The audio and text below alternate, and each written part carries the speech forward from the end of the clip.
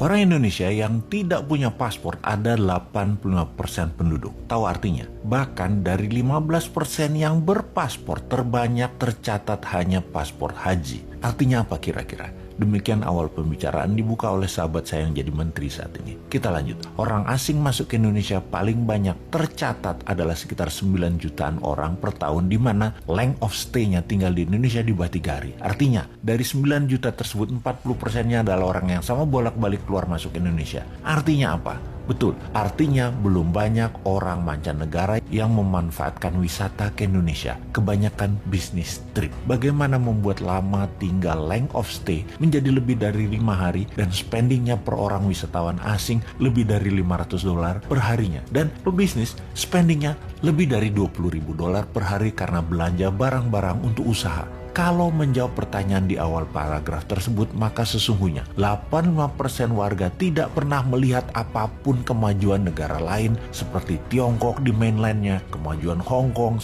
Singapura, Dubai, London, New York. Itu baru sisi kotanya. Belum lagi dari sisi wilayah industri dan usahanya. Pusat bisnis hulu, heavy industry, high-tech industry, digital IT industry, Silicon Valley, military industrial complex, farmasi industrial complex, food estate, dan lain sebagainya. Juga dapat dipastikan buku yang dibaca, informasi yang diterima sebatas kulit dan covernya saja. Ditambah lagi pasti tidak pernah berjumpa kaum bilioner properti atau properti mogul, whaler, bilioner Wall Street, venture kapitalis, bilioner entertainment, bilioner sport, bilioner heavy industry, bilioner food industry, precious metal bilioner, dan ratusan bilioner dari berbagai bidang usaha. Karya-karya kekinian, biomedical, RNA dan DNA engineering, teknologi radar dan satelit, HARP, mesin perubah cuaca, nuklir, reaktor non-uranium, plus bursa-bursa pusat perdagangan bahan baku, mineral, kimia, persenjataan makanan, dan ribuan industri hulu lainnya. Karena itu,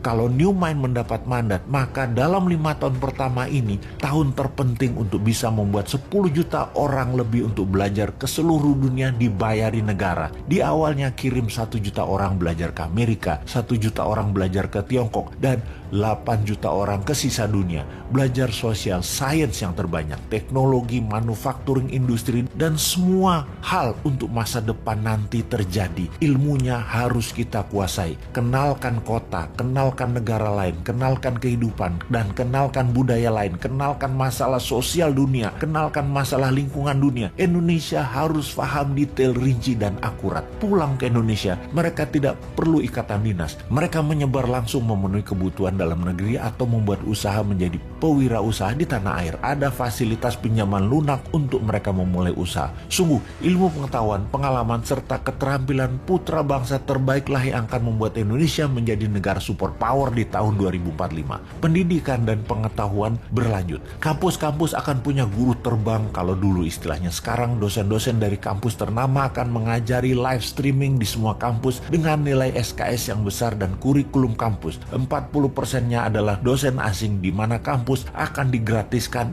dan ditingkatkan kapasitas laboratorium serta tempat praktek menjadi 3 kali lipat dari sarana saat ini. Diharapkan dengan pendidikan di tingkat pengetahuan, keterampilan putra-putri bangsa Indonesia bisa menjadi kompetitif dengan ilmu terbaru, dengan ilmu kekinian, dan bisa mengadopsi masa depan dengan cepat. Ditambah lagi, tinggal di negeri orang akan membuka mata akan wilayah yang livable, yang sehat, suasana serta fasilitas yang akan diambil yang terbaiknya, yang akan dicocokkan dengan budaya lokal Indonesia, membuat masa depan eco-living Indonesia adalah yang terbaik di dunia. Setelah membuka wawasan dan menambah ilmu, di mana mereka nanti berkarya sekembalinya ke tanah air. Indonesia akan memiliki 30 kek kawasan ekonomi khusus dengan luas rata-rata 3.000 hektar. Setiap kek akan memfokuskan pada beda-beda produksinya di setiap daerah di mana bisnis tersebut berada. Kita menargetkan setiap kek akan menampung 1 juta populasi, di mana saat ini kita sudah punya kek seperti Jababeka. Jababeka. Jababeka ada 1 juta orang hidup di sana,